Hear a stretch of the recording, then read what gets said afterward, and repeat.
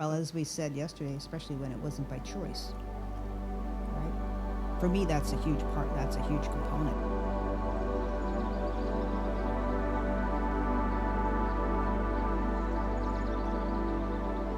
I don't know what overcame me. I'm possessed with her. Well, because it's true. That's why she's my friend. Okay. Okay. Well, I'm Catherine, and I met Louise through becoming a volunteer at Self Management BC, which was a part of my healing journey. Prior to that, my my career was in senior living, long term care, starting in hospital and really becoming a specialist with seniors, and then working in assisted living and just making my way through the gamut of types of care, but and then finally concluding my career working more specifically with veterans in a care facility Wow. in BC here. So That's an incredible job. That's it was. I remember when I was doing a performance evaluation, writing at the end of it that I don't consider this to be a job. I consider it to be a calling, and that's how I always felt about it. So yeah. So when you say that you felt like it was a calling, what does that feel like exactly when you get that calling to do something? What did it feel like? Did you feel like this was the right place for you to be, or I'm drawn to a phrase I use with some other friends that no is a complete sentence. There was no way that no could even enter into the conversation. It was just inevitable that was what I was going to do. It was just a next first step and another and another and another, and not deviating into any other. I mean, I've had other careers. My former husband and I had a contracting company, which as I've told my sons, everything we do will take us to where we need to be. So that part of my experience really helped me in my work in long term care as I became a operations director and then an executive director. Every hat I ever put on took me to the ultimate. isn't that interesting how your journey has built you to be able to combine all that you are into one position? Beautiful. Yeah, beautiful. And so what happened? Why did you leave or Well, I didn't actually choose to leave. I became ill and thought that um, I'm not going to lie, it was a very intense job. I thought that I just needed vacation and I would just need a little bit of time off after, I'd been advised that for many, many months. And even after I left, I just gradually kept it just, I mean, I don't like to talk about it in a negative way because it turned out to be a positive, but I just kept getting sicker. And it just reached the point where I actually never was able to go back. But it took its toll for the first few years.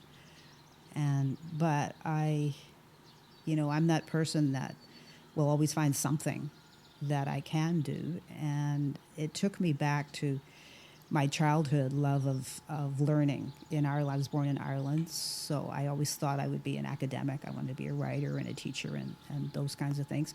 But moving to Canada during the Troubles, it I life took me in a different direction, and I became, I went to school and became basically an administrator, right? And added healthcare, added construction, added all of these things. And so here I was ill, I was on the couch, and what am I going to do? So I went back to my basics of learning and combining it with spirituality.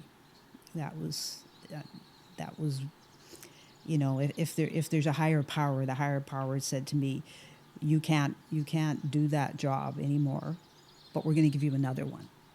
So I just took off into learning whatever I could about spirituality and all the different different opportunities, and my love, the phrase I use is one God, many paths. So there was not one specific genre that really made sense completely to me. So I would sort of gather them all together and sort of made a hybrid situation, and then I just kind of heard a voice that said, um, "You've left the souls in your facility, but now we want you to support those souls from the outside, right? Rather than be in a situation where you're having to fight for funding, and you're having to fight for these different situations." It allowed me to look at my work from a spiritual side, and I'd always felt that at end of life in care facilities, not always but often, it was very clinical. There wasn't always family available, and staff always did their best, but I always felt there was a gap.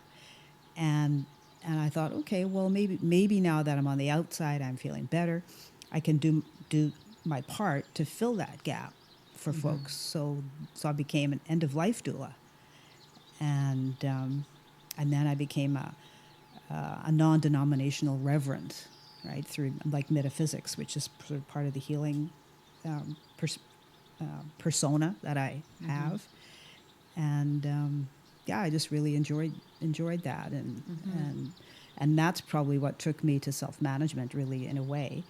Was I actually took the program when I was quite ill, and literally did it kicking and screaming. I did not want to do it because I was angry at the way my body was, and I was like, this isn't working, and I'm just done. But the people there, they were so supportive, and it was kind of the beginning of me realizing I'm my own healer, own physician, whatever we want to call it. And yeah, so that's Yeah, that's very interesting. I find when you were talking about how when you were working in the system of all, under rules of regulations of things that like you really truly are a heart person. You really truly are very aware. I know I've known you for long enough now to know how aware you really are of people beyond just the physical, beyond the paperwork.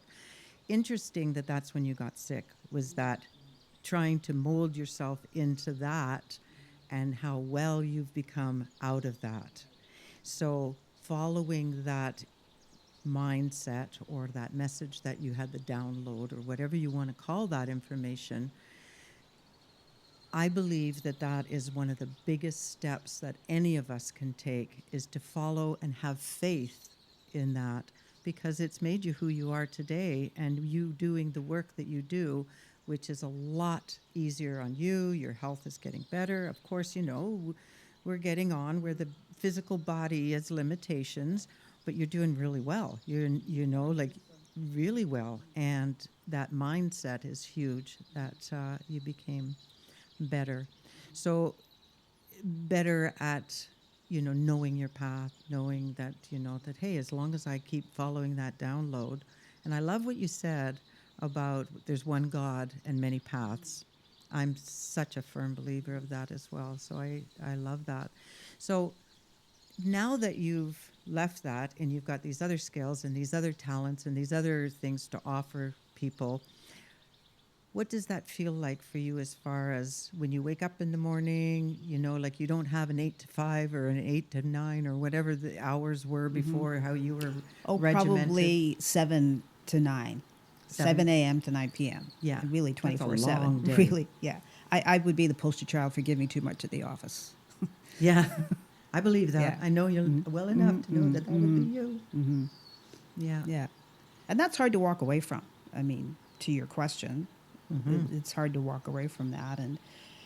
And I mean, I think I think of myself and all of us as different personas, and I had the persona that was a very successful executive director and in that kind of career, and then the persona that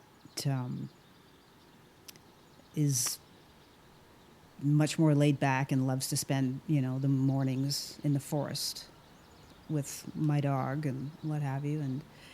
And they often battle. I mean, obviously more than two, but those two particularly kind of come to loggerheads. Like, you're going to the forest? Don't you think you should be doing something that's productive, as we've talked about before? And I think that's a real, if I'm learning something now, it's learning a new definition of productivity based on where we are in our lives. Beautiful. Right? Yeah. Yeah. Yeah. Mm-hmm. So that's an ongoing process. But I think that, I mean, I say I became a reverend, I became an end life doula, and it's like, really? Don't you think you could have just stopped?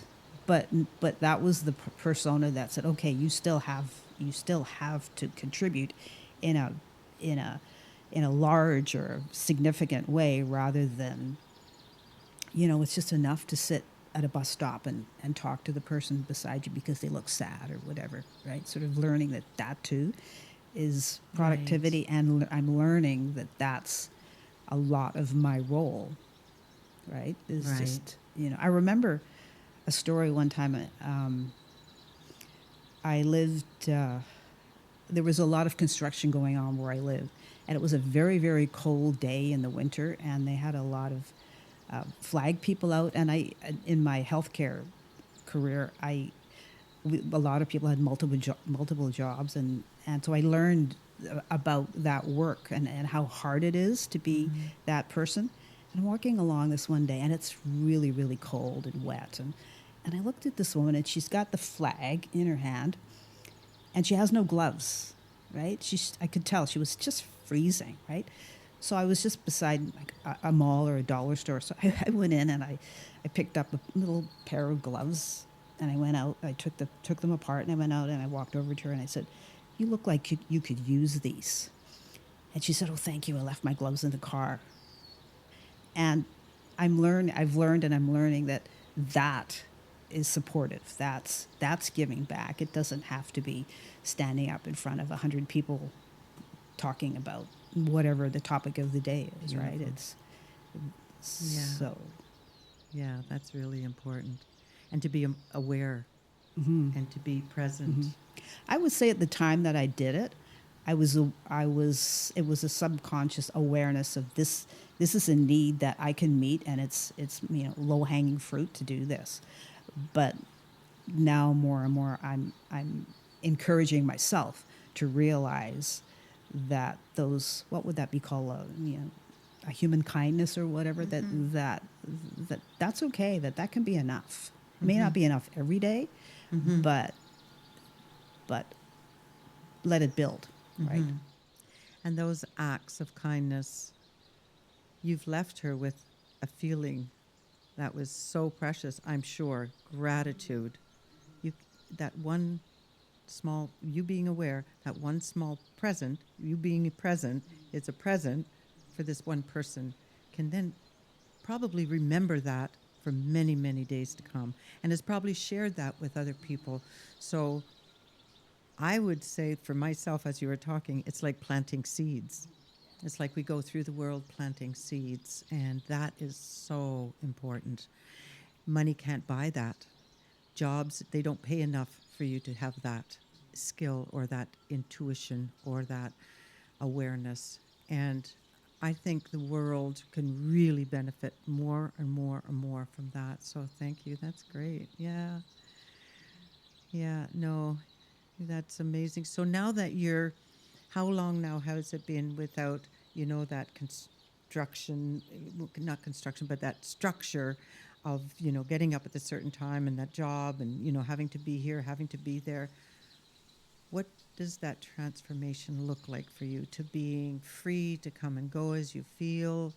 Was it difficult transition for you or was it easy? No, it was incredibly difficult for Okay. me, because the leaving aside the details, the actual events surrounding that were really personally very, very challenging. Okay. So that took its own toll. So in a way, there wasn't time to really think too much about you should be going to work. Like I think when one is ill, it the need or the desire or the ability to say, oh, I get up and go to work, I'm going to do that. When you get to the point where you're so, well, you can't. So that part that just had its own life. But when it took about 3 or 4 years for the whole process to kind of complete the around healthcare, my own health insurance, and all of that kind of story to settle, and and obviously I wasn't able to go back to work, and that again had its own story. But I used to call it the Monday, the 6 a.m. Monday morning syndrome, because I would wake up on a Monday and think you should be doing something, even though maybe I couldn't, but you should. There's the shoulds, Yeah. and the persona that said, well, you used to, because I did. That's I drove myself to do this every day for years, and until I couldn't. So I have to say I still probably suffer a little bit from that syndrome.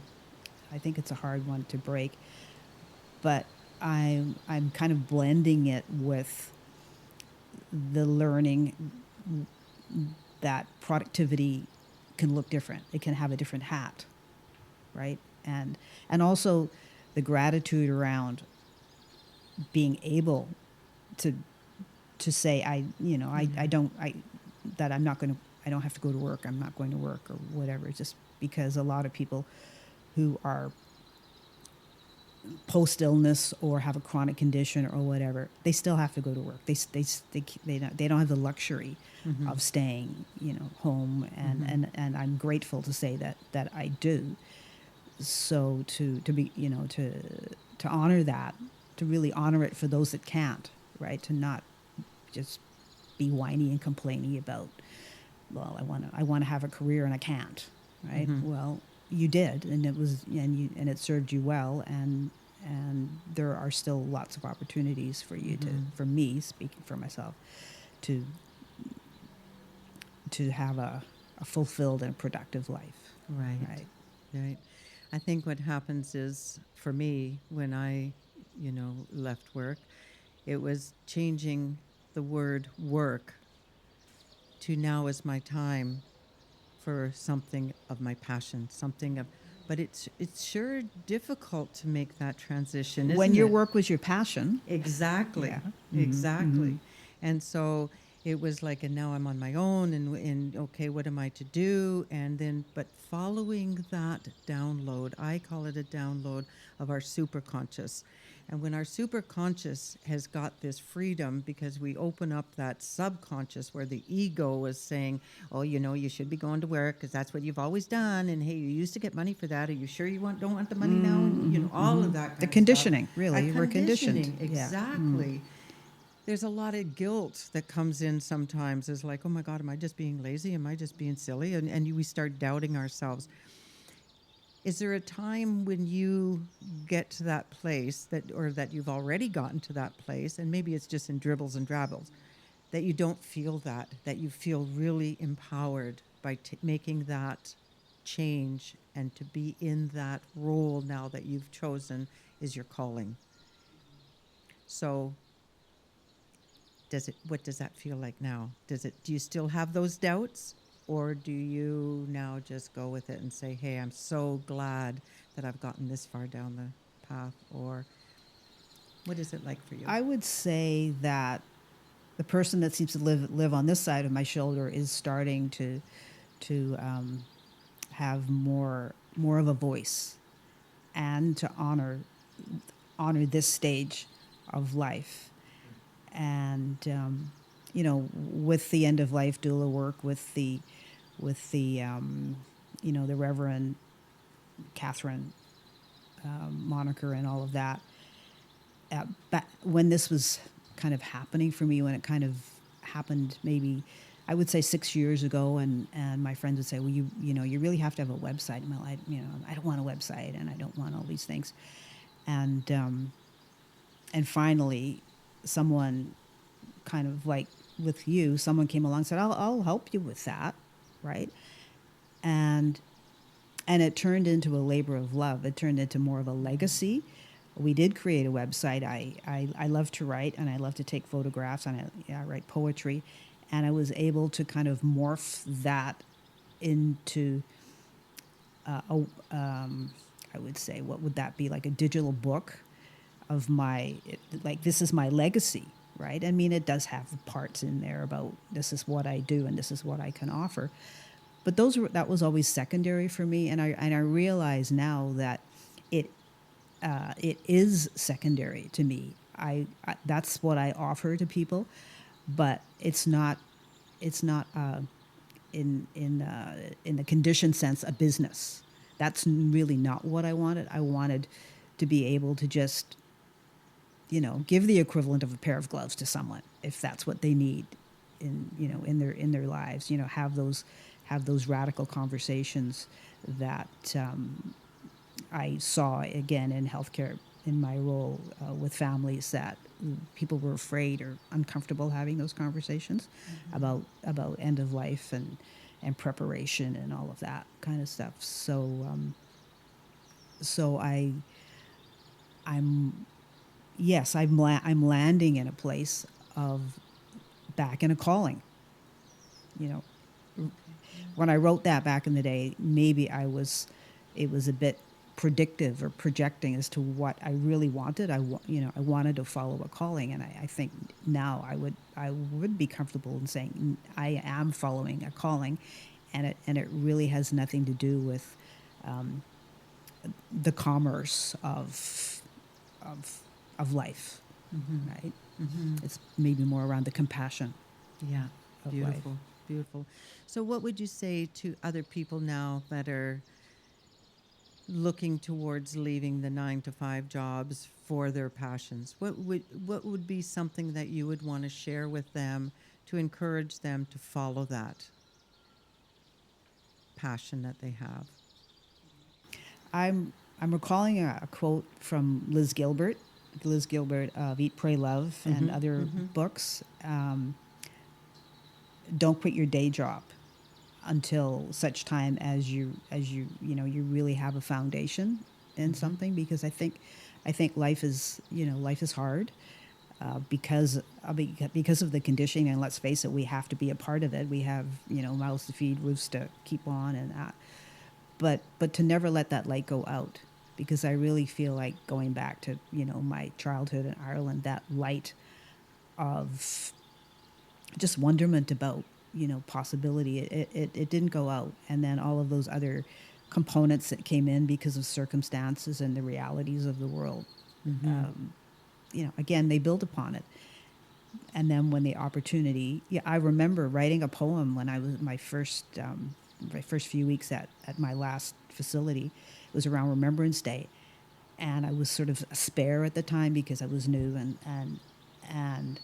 I wrote the most beautiful poem, and it's still my favorite, and it's still in print somewhere, and I think it kind of brought the two worlds together. Like, you can have a challenging career, and you can bring in your passion at the same time. And it was a passion that I'd forgotten about. It came back to me. I didn't go to it. So yeah, I would say don't give up. Yeah. Really. It'd be really nice to see that poem. That would be great, and that would be something would be really nice to share too with the world. You have a lot of talent, and I know you didn't mention painting, and I'm telling you, you're an amazing painter. Oh, thank too. you. Thanks. Yeah, very much so. Yeah, Yeah, very thank much you. so. I mean, and I can't even draw stick people, but I sure appreciate good art, and that is beautiful work that Well, I you do. appreciate that, because it's there's a shyness around it for me, and it's one area where I really need to give myself permission and allow that to be part of my productivity, because I think it brings out the empathy. It's like it really is a download. It doesn't, I could sit there looking at a canvas, go, I have no idea how to paint that or draw that, and then this voice was just stick with it, and then it's all of a sudden it just opens up, and it doesn't even feel like So stick me with it. anymore. Yeah. Stick with it and just Yeah. let it happen. Mm-hmm. I'm that way. I'm a writer. I've, Mm-hmm. I've written my whole life. I mean, I've got boxes and boxes of things that I've written. And I just recently found a box that I had written, and I pick it up now and I read it and I go, I wrote that? Mm-hmm. I Holy understand cow. that. Yeah, Yeah, yeah, I it's do. like, I wow, completely that's understand amazing. that. That's why it's Why important don't to I sign it and date it. Yeah, that's Yeah. like, why am I not publishing this Mm-hmm. stuff, and that. Yeah. So I think this is really encouraging for people to follow their dreams, please. Like, even if, like, I know you said the reality is that you have to have a foot in both worlds Right. kind of Yeah. thing, where you do need to have income and you do need to have some sort of thing before you really make that leap. But keep that leap in mind and have this going that way, because if you actually really look at it, now that we're beyond that, like leaving that job that was really tricky to leave, a lot of hard work to transfer into a world where you don't have that structure, it was a little scary for me. And I really think that people just have to have that faith that sometimes things happen in our world, in our lives, for a reason. And I'm so glad that you mentioned to just really remember that, and then to trust that and have faith, because when you do have that faith, it does come. It comes in drabs that you could never imagine. And I have a saying too, you take one step forward and the universe will provide 100,000 more steps. So if you don't know what's going on right now, just be curious and keep your eyes open. And life is nothing but lessons, really. It's true. Yeah. And we have choices. We always have a choice. We've been given free will and we can make those decisions. And I am so pleased that you made the decisions that you've made in the choices of healing with people, of people who are at the end of their life. I really appreciate you and the work that we do together. And I'd like to share with everybody too, the moment I met you was on Zoom, and you were a volunteer with this self-management. And I said to my colleague that I was working with, something about that woman that I absolutely love. And she said, yeah, there is something about her. And here we are, how many years A now? long time later. Yeah. Yeah, a long time later. Mhm. I know what it is now. Everything Yeah. about you Oh, is well, just thank so you. pure and just so Thank you. heartfelt. And I really Yeah. appreciate you so Thank you. much. Thanks. I'm same. Yeah. I would just, because you mentioned step, and we're in step. I would get up when things were really, really challenging, and I had so many irons in the fire with trying to sort out, all the logistics around healthcare for myself. I would just get up in the morning and go, what's my next first step? And I would do that. And then I would set it all aside Beautiful. for the day. And then I would get up the next morning and, it might be calling a lawyer, a doctor, whatever. And the next day I would get, what's my next first step? And it was always just the next first step. I didn't even dare go a step further than that. That really got me through. And then, to do something and then walk away and just let it go. Absolutely. Mm-hmm. Absolutely. And things fall into place. Mm-hmm. And sometimes when life is sometimes really tough to even take that one step, I'll breathe. Mm-hmm. 3 breaths Mm-hmm. is all it takes. Mm-hmm. 3 breaths. That might be the step. That Mm-hmm. exactly. Right. Good Yeah. point. Mm-hmm. And good point. Mm-hmm. That's true. Yeah. Because That is a step. Instead Yeah. of going, oh well, I just breathed. No, Mm-hmm. that was the step. Mm-hmm. Thank you That's for that. what's Yeah. staying alive in that moment, right? Yeah. Now I Yeah. want to dance. I know that song. Staying alive, staying alive. Anyway, Mm-hmm. yeah, this has really been great. I really Thank love you. Yeah. Yeah, I love you too. Thank you Thanks. for allowing me to share in your world. Oh gosh, of course. No, this is such a Mhm. perfect share. Perfect share. Yeah, I think so. Is there anything else you'd like? I should ask you. Is there anything else you'd like to share? Anything on top of your mind that's come forward, or? No, I think that's good.